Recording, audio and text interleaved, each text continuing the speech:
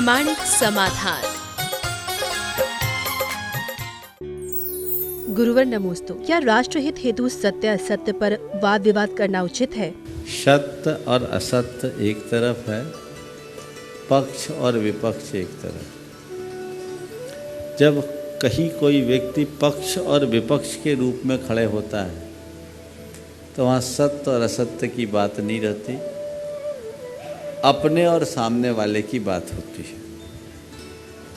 आप लोग जिस तरह की डिबेट करते हैं वहाँ पक्षकार को अपना पक्ष सिद्ध करना होता है। मैंने सुना एक डिबेट हुआ ईश्वर के अस्तित्व पर, और एक व्यक्ति ने ईश्वर के अस्तित्व को नकारने के लिए इतने सारे तर्क दिए कि 5000 लोग आस्तिक से नास्तिक बन गए। उसे अवार्ड मिला, लोगों ने बधाइयाँ दी, प्रशंसा के पत्र मिले। फिर उससे पूछा, क्या बोला तुमने? तो आज कॉन्सेप्ट क्लियर कर दिया, हमारी तो ईश्वर से आस्था ही हट गई। अब ये बताओ तुमने किया कैसे? बोले सब भगवान की कृपा से। तो वो क्या था? वो मेरा डिबेट था, डिबेट में मुझे अपना पक्ष रखना। तो ये डिबेट है विवाद, और हमारी संस्कृति कहती है विवाद नहीं संवाद। डिबेट भारत की संस्कृति है ही नहीं। हमारे यहाँ बहस को जगह नहीं है, विमर्श को जगह है। विमर्श में तथ्यात्मक बात होती है, बहस में नहीं। जैसे आपने बोला, बहस करते समय तो कुछ भी बोल देते, बाद में बोलते मैं गलत हूँ। तो वो एक पक्ष से जुड़ करके बंधा है। मैं तो आज अगर बोलो शायद बुरा लगेगा, मीडिया वालों को भी खराब लगेगा, सबसे ज़्यादा फालतू कार्यक्रम चैनलों के बहस को मानता हूँ, जिनमें 2-4 लोगों को बिठाल दिया जाता है और घंटों लोगों का दिमाग चटवाया जाता है। वो अपनी बातों को अपने तरीके से थोपते हैं और लोग भी, मुझे समझ में नहीं आता क्यों रस लेके चिपकते हैं।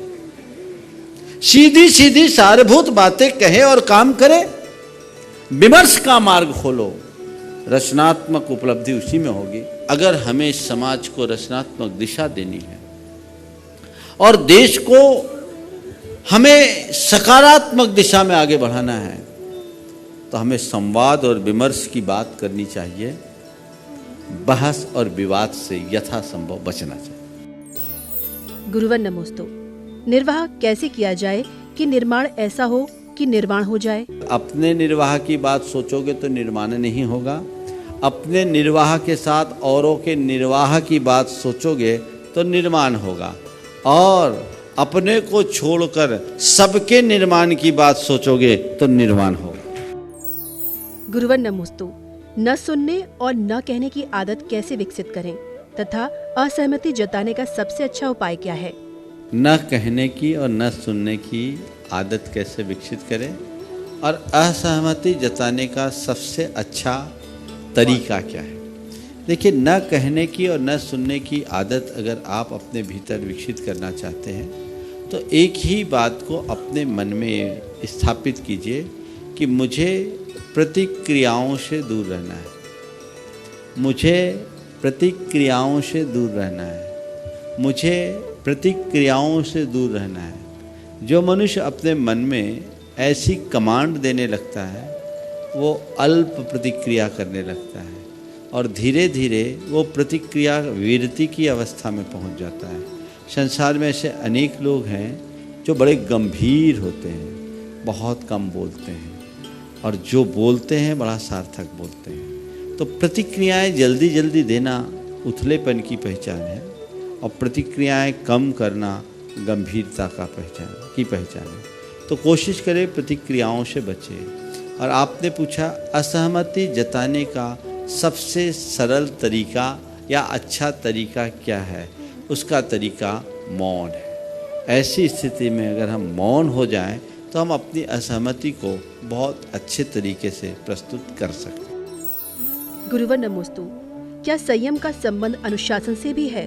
संयम है ही है, सेल्फ कंट्रोल का नाम संयम है। समझ गया? सेल्फ कंट्रोल सेल्फ डिसिप्लिन के बिना नहीं आएगा। आत्मानुशासन तो चाहिए ही। हमारी संस्कृति कहती है निज पे शासन फिर अनुशासन। संयम खुद पर शासन की बात करता है, और जब हम खुद पर शासन करेंगे तभी अनुशासन कर सकते हैं। गुरुवर नमोस्तु। आज युवाओं में मोबाइल की लत तीव्रता से बढ़ रही है, इसके लिए क्या करें? देखिए, मोबाइल की ये लत केवल युवा वर्ग में नहीं, अब तो हम बुढ़ों में भी देखते हैं। 80 साल की माताएं और बुजुर्ग लोग भी मोबाइल से चिपके रहते हैं। समझ गए? मैं अजमेर में था, देखो क्या तस्वीर है समाज की। एक परिवार आया, उनके साथ एक बच्ची थी 12-13 साल की, और वहाँ समाज के हमारे एक बड़े बुजुर्ग व्यक्ति थे, प्रतिष्ठित व्यक्ति थे। दोनों एक दूसरे को देख रहे तो जैसे बड़े अजीज जैसे हैं। मैंने पूछा ये कौन है? तो उन्होंने कहा ये मेरी फेसबुक फ्रेंड है। 70 साल का बुढ़ा 13-14 साल की लड़की को अपनी फेसबुक पर फ्रेंड बनाया हुआ। ये हाल है। क्या है? टेक्नोलॉजी का इस्तेमाल करना गलत नहीं है, लेकिन टेक्नोलॉजी का गलत इस्तेमाल करने से बुरा कुछ नहीं है। मैं युवाओं से क्या सबसे कहूँगा, मोबाइल इंटरनेट का उपयोग कीजिए, एक बहुत अच्छा साधन है, लेकिन एक सीमा में। इस साधन को साधन बनाइए, सुविधा बनाइए, दुविधा मत बनने दीजिए। आपको ये तय करना है कि इनमें से मुझे क्या देखना है, क्या नहीं देखना, और इसमें हमें कितना समय कंज्यूम करना है। पढ़ाई के लिए मोबाइल का और इंटरनेट का उपयोग करना अच्छी बात है। कोई ज़रूरी कम्युनिकेशन के लिए उसकी आलम्बन लेना फिर भी समझ में आता है, पर रात दिन उसी में चिपके रहना समझ से परे है। दरअसल मोबाइल हमारे जीवन के लिए एक अच्छा साधन था, दुर्भाग्य है कि वो अब जीवन का अंग बन गया, तो बड़ी मुश्किल है। क्या कर सकते हैं? इसे जागरूकता से ही बदला जा सकता है। गुरुवर नमोस्तु। भावना और धर्म में क्या अंतर है तथा 10 धर्म में त्याग तप के बाद व 16 कारण भावना में त्याग तप के पहले आता है, ऐसा क्यों? देखिए, भावना हमारी मन की परिणति है, और भावना से आपूरित लोग ही धर्म कर पाते हैं। तो धर्म भी धर्म की भावना से होता है, और भावनाओं के माध्यम से हम धर्म कर सकते हैं। तप धर्म को के बाद त्याग धर्म बताया है 10 धर्मों में, और 16 कारण भावना में त्याग पहले और तप बाद में। उसकी वजह है 16 कारण में जिस त्याग की बात है वो आप लोगों के लिए है, वो दान है। पहले दान करो फिर तप करो। और यहाँ धर्मों में जब बात है वहाँ तप पहले फिर त्याग, क्योंकि वो मुनियों के लिए है। हमारे यहाँ जो त्याग है वो सर्वस्व का है, और तुम्हारा जो त्याग है वो अंश का। गुरुवर नमोस्तु। गुणायतन का क्या अर्थ है व इसकी रचना का भाव आपको कैसे आया? गुण और आयतन, इन 2 शब्दों के समावेश से गुणायतन शब्द बना है। गुणों का जो आयतन यानी घर है, उसका नाम गुणायतन। समेत शिखर जी में मैं जब गया, सन 2005 और 6 की बात है, वहाँ मैंने देखा कि ये हमारा शिरोमणि तीर्थ स्थल है। यहाँ अनेक श्रद्धालु और पर्यटक आते हैं, लेकिन यहाँ पर ऐसा कुछ भी नहीं है जिससे लोग जैन धर्म की मूलभूत बातों को जानकर अपने जीवन का रूपांतरण कर सके। तभी मेरे मन में कुछ ऐसी बातें आई, लोगों ने मेरा जब ध्यान इस तरफ आकृष्ट किया। खासकर बाबूलाल जी पहाड़े जो अब नहीं हैं, हैदराबाद वाले, वो एक दिन बड़ा आग्रह कर रहे थे। तो मेरा जब ध्यान इसमें आकृष्ट हुआ तो मेरे मन से निकला कि हाँ, ऐसा कुछ होना चाहिए जिससे पोथियों की बातों को पलों में जाना जा सके। कुछ इस तरह का उपक्रम किया जाना चाहिए जिससे आने वाली पीढ़ी पलों में ही धर्म के मर्म को जानकर अपने जीवन को बदल सके। उसी प्रक्रिया को ध्यान में रखते हुए एक दिन जब मैं संघ में गुणस्थान पढ़ा रहा था, हमारे साथ शांतिलाल जी बाबा जी थे, जिनकी पिछले दिनों समाधि यहीं पर हुई। उन्होंने कहा, महाराज इन गुणस्थान को कोई अच्छे तरीके से प्रस्तुत करने की योजना बनाइए।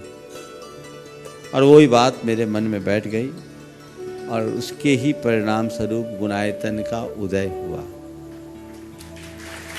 मैंने देखा कि जैन धर्म में जो 14 गुणस्थान है, इसको जिसने जान लिया, संपूर्ण जीवन के सार को पहचान लिया। तो उसी पर आधारित एक कार्यक्रम बनाने की योजना उस समय मेरे मन में हुई। हालांकि मेरे सामने एक बड़ी चुनौती थी कि भावात्मक बात को हम दृश्य रूप में कैसे दिखाएं। उस समय मैं टेक्नोलॉजी से अवगत नहीं था, पर एक लाइट एंड साउंड के प्रोग्राम से मन में बात आई कि इसको कैसे भी दिखाया जा सके। उसकी थीम बनी, एक्सपर्ट्स आए, बात आगे बढ़ते बढ़ते गई, लेकिन मुझे संतुष्टि नहीं मिली, क्योंकि मैं ऐसा चाहता था कि यहाँ ऐसा कुछ हो जिसे देख करके ही लोगों के मुख से निकले वाह क्या चीज़ है। वही चिंतन आगे बढ़ते बढ़ते आज बहुत अच्छा रूप निकल गया, अच्छा रूप धारण कर लिया है। और अब पूरा बनने की बात तो बहुत दूर की है, आज ही जो देखते हैं उनके मुख से वाह निकल रहा है। मैं आप सबको बता रहा हूँ वहाँ क्या बनने जा रहा है। मंदिर तो बनेगा, बन ही रहा है, बहुत अद्भुत मंदिर है, जैन स्थापत्य कला और शिल्प का उत्कृष्ट नमूना, पंचायतन शैली का अपने आप में एक अनूठा मंदिर। और जो मंदिर कॉम्प्लेक्स में वहाँ जो होते हैं आनुषांगिक चीज़ें वो तो है ही, पर वहाँ जो कुछ बन रहा है वो सबसे अलग और अद्भुत है। मंदिर है, सहजकूट, जिनालय, धार्मिक चीज़ें, लेकिन जो बनने जा रहा है वहाँ 2 प्रेक्षागृह होंगे, 2 ऑडिटोरियम होंगे। उन ऑडिटोरियम में अलग अलग 2 ऑडिटोरियम में एक मूवी दिखाई जाएगी, 3D मूवी। 3D मूवी दिखाई जाएगी, और वो 3D मूवी में यात्रा आत्मा से परमात्मा की, वो 270 डिग्री के स्क्रीन पे दिखाया जाएगा, 9D एफेक्ट्स। और ये 270 डिग्री के स्क्रीन का एशिया का ये पहला ऑडिटोरियम होगा। 7 हेयर कट में दिखाया जाएगा, जिसमें बाल भी हिलेंगे, और उसमें आप देख पाएंगे क्या होता है सम्यक दृष्टि, क्या होता है मिथ्या दृष्टि, कैसे होते हैं मुनिराज, कैसा होता है श्रावक, कैसे होते हैं कर्मों की निजरा, कैसा होता है ध्यान, कैसे होता है केवल ज्ञान, कैसे खिरती है भगवान की वाणी, कैसा होता है भगवान का विहार, और कैसे करते हैं भगवान मोक्ष गमन। इन सब चीजों की साक्षात अनुभूति होगी। उसमें पूरे भगवान की कहानी, चतुर्गति भ्रमण से लेकर मोक्ष गमन तक का संपूर्ण दृश्य आप उसमें देखेंगे। मैं कहता हूं उसके माध्यम से जैन धर्म का सार नहीं, संपूर्ण जीवन का सार आपको देखने को मिलेगा। वो अपने आप में एक अद्भुत कार्यक्रम, और वो इतना सुंदर रूप ले लिया है कि जिसे जैन क्या हर कोई देखना चाहेगा। और उसके बन जाने के बाद सम्मेद शिखर की यात्रा करने वाले लोग पहले वहाँ की बुकिंग कराएंगे, उसके बाद अपनी टिकट कराएंगे। इसके साथ एक दूसरा कार्यक्रम जो तुम युवाओं के लिए सबसे ज़्यादा आकर्षण का केंद्र होगा, वहाँ एक स्पेस राइड बनने जा रही है, समौ शरण दर्शन के नाम से। वो स्पेस राइड है जिसमें 16 मिनट में हमारे शास्त्रों में समौ शरण का जैसा वर्णन दिया है, वैसे समौ शरण में परिभ्रमण करके आप लौटोगे। ऐसा लगेगा, हमने सुना है चौथे काल में समौ शरण आता था, पांचवें काल में नहीं। आप गुनायतन जाओगे तो ऐसा लगेगा मानो चौथे काल में आ गए और साक्षात समौ शरण में आ गए। और ये जो स्पेस राइड है, ये विश्व की इकलौती राइड है जो 16 मिनट की है। आज तक दुनिया में ये जो राइड जिस टेक्नोलॉजी से बन रही है 29वीं राइड है, और दुनिया में जितनी भी राइड है वो 11 मिनट से बड़ी कोई राइड नहीं है, और सभी राइड्स एडवेंचरस है। ये पहली राइड है दुनिया की जो 16 मिनट की है, और स्पिरिचुअल राइड है, रिलीजियस राइड है। ये पूरे भारत के लिए एक बहुत बड़े गौरव का विषय बनने जा रही है। वहाँ देखकर लोग एक अलग अनुभूति अनुभव करेंगे। अभी उसकी स्टोरी बोर्ड बनी है, वही जब देखते हैं तो लोग मुग्ध हो उठते हैं। तो ये अद्भुत चीज बनने जा रही है। प्रयास पूरा है कि 2020 दिसंबर तक उसे पूरा कर दिया जाए। आप लोग प्रतीक्षा कीजिए, ये आप सबके सहयोग और सद्भाव से ही पूरा होने वाला है। कार्य छोटा नहीं है, कार्य बहुत बड़ा है, लेकिन ये मान करके चलना, इसके बन जाने के बाद जैन धर्म की युगांतकारी प्रभावना होगी। आप ये मान करके चलिए कि इसकी संरचना जहाँ से लोगों की सोच खत्म होती है, वहाँ से इसकी शुरुआत हुई है। हमारे धार्मिक कार्यक्रमों में, धार्मिक संस्थानों में बहुत निर्माण होते हैं, लेकिन मैं अपने मुंह से कहूँगा तो शायद ये मेरे गर्व का विषय बनेगा, लेकिन मैंने जिस लेवल पर इसे समझा है, सोचा है, और उसके लिए जिस तरह की टीम मिली, वो अपने आप में अद्भुत है। आप उसकी वानगी जो थोड़े बहुत पोस्टर्स हैं उनसे देख करके अनुमान लगा सकते हैं, लेकिन जो है अद्भुत है और सभी उससे लाभान्वित हों। ये पूरे समाज के गुणात्मक परिवर्तन का आधार बनेगा। और मेरा दृष्टिकोण गुणायतन को केवल एक प्रोजेक्ट तक सीमित करने के लिए ही नहीं है। मेरा दृष्टिकोण गुणायतन के बहाने पूरे समाज के गुणात्मक परिवर्तन का है। मैंने अनेक बार कहा, गुणायतन केवल एक प्रोजेक्ट नहीं, गुणायतन एक अभियान है। ये भावना योग भी गुणायतन का ही एक पार्ट है जो हमारे जीवन को बदले।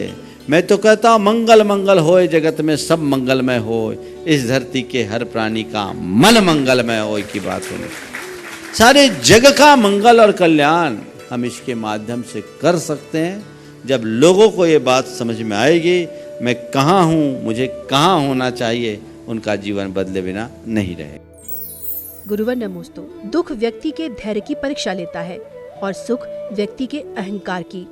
तो दोनों परीक्षाओं में उत्तीर्ण होने के लिए क्या करें? एक ही है, दुख हो तो दुखी अपने आप को मत मानो, और सुख हो तो अपने आप को सुखी मत मानो। और हमेशा ये दो पंक्तियां दोहराओ, होकर सुख में मग्न न फूलूं, दुख में कभी न घबराऊं, बैर आप इष्ट वियोग अनिष्ट योग में सहनशीलता दिखलाऊं।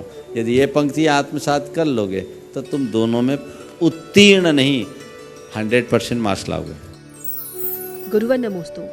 जैन परंपरा में योग का क्या स्थान है तथा योग व भावना योग में क्या अंतर है?